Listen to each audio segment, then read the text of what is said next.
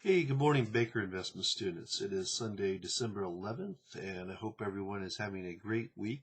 And great weekend. So hopefully the Chiefs get a win against Denver today. So this is our final week. I want to say that I've enjoyed working with you all over this very short time period.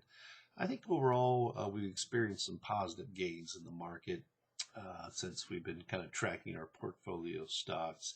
So that's some good news. And what I want you to really pay attention to this week is the Federal Reserve is meeting again this week, I believe December 13th through the 15th.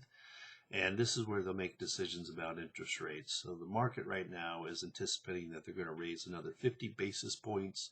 But more importantly is, are they starting to ease up? Do they feel like inflation is under control? There's been a lot of concerns that whether the Fed even has effectiveness to kind of slow inflation down right now.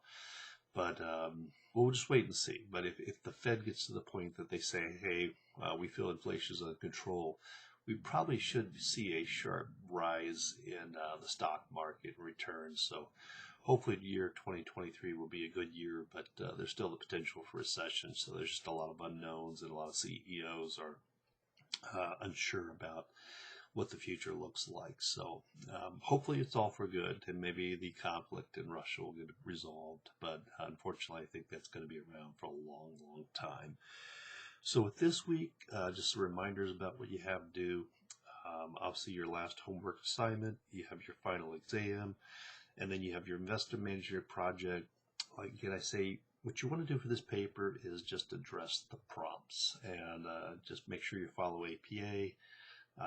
5 to 6 page paper, but again, that can include your references and cover page. So brevity is important.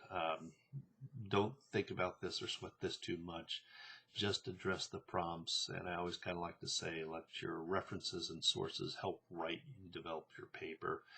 And then I want you to do just a very brief PowerPoint summarizing some of the main ideas. It does not need to include a lot of details or graphics or anything. Just keep it simple for you all. I know you're very busy this time of year, but then I'd like to just share that PowerPoint with the rest of the class so the class can learn from you what you've learned, and it gives a good artifact of what you learned over this course. So, of course, our last two chapters, chapter 13, you're going to look at managing portfolio.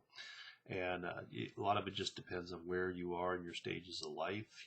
For many of you, it's probably about capital appreciation and taking on some risk, but not having too much risk. In this course, again, we talked about the standard deviation being one of those measures of risk. But later in life, you may be, like my mother-in-law, it's more about income generation. So how can she utilize her portfolio to generate as much income as possible? She is living in assisted living. Right now the cost is actually around $6,000 a month, but because she bought in years ago and a price of $170,000, it's about $3,500 a month. So it just shows you how important it is to make sure you have income generation, especially if you need some form of assisted living, which all of us will at some point later in our life. It's kind of a question, about long-term care insurance, which she did have, but it only lasted so long. So you're going to look at different weights, different strategies. Obviously, the mix of your portfolio as you move closer to retirement is probably going to be more conservative, but a lot of this is based on your risk.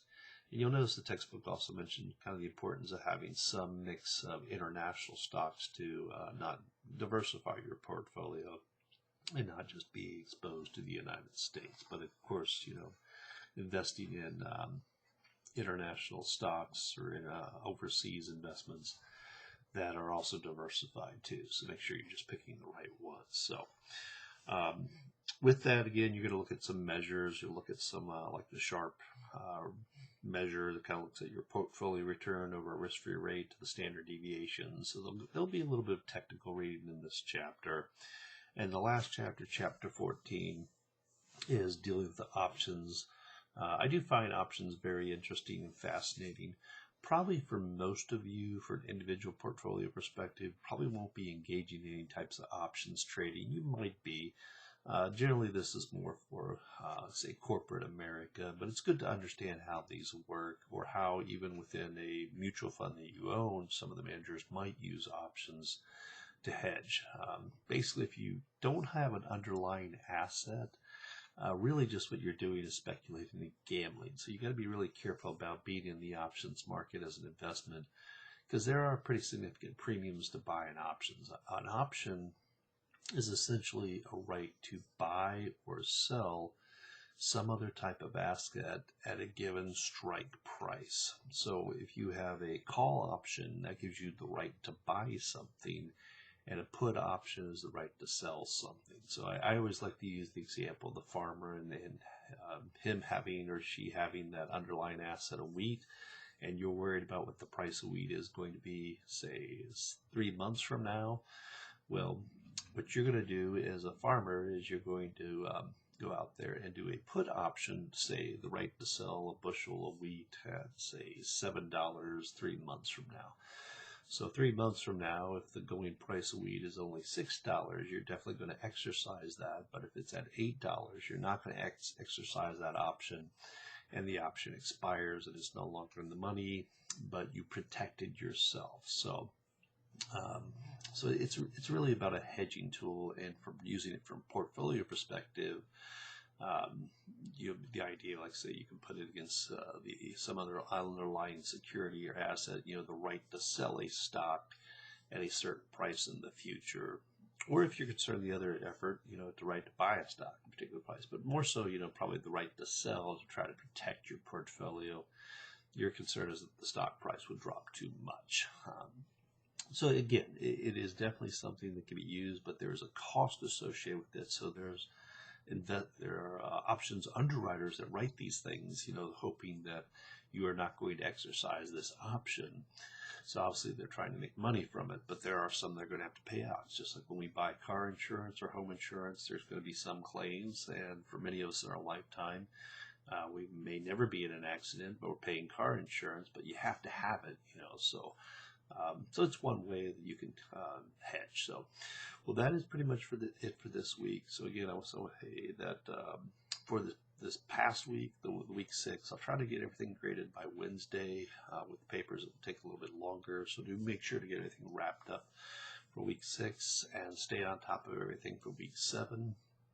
And then hopefully I should have everything graded shortly after week 7 too, and get those grades posted for you as soon as possible. So again, it's been a great working with you all over this time period of the 7 weeks. It goes so quickly, it always seems, but I do want everybody to have great happy holidays, and I know many of you will be continuing with courses after the start of the new year. So take care and have a great week.